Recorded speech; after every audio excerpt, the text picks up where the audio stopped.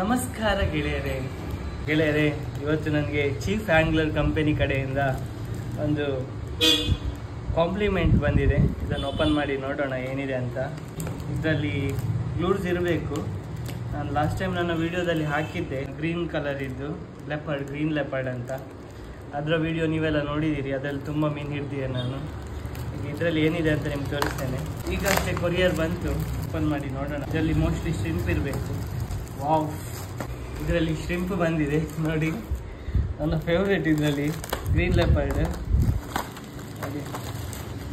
ಇದು ನನ್ನ favourite colour. ಇದು ನಾನು ಹೆಚ್ಚಾಗಿ ಯೂಸ್ ಮಾಡೋದು ಇದು ಗೋಲ್ಡ್ ಟೈಗರ್. ಈ ಕಲರ್ ಇದೆ ಅಲ್ವಾ, ಇದು ಗೋಲ್ಡ್ ಟೈಗರ್. ಇದರಲ್ಲಿ ವಾರ್ಮ್ ಹುಕ್ ಹಾಕಿದ್ದಾರೆ, ವಾರ್ಮ್ ಹುಕ್. ಇದು ನೋಡಿ ಗ್ರೀನ್ ಲೆಪರ್ಡ್, ಇದು ನನ್ನ favourite colour. Chief angler company ಇದು. ಇದಕ್ಕೆ BKK ಹುಕ್ ಹಾಕಿದ್ದಾರೆ. BKK ಹುಕ್ ಇದು ವಾರ್ಮ್ ಹುಕ್. BKK ನೋಡಿ ಇಲ್ಲಿ ಬರ್ದಿದ್ದಾರೆ. 14 ಗ್ರಾಮ್ಸ್ ಇದೆ ವೆಯ್ಟ್. ಲೆಂತ್ 13.5 ಸೆಂಟಿಮೀಟರ್ ಇದರ ಲೆಂತ್.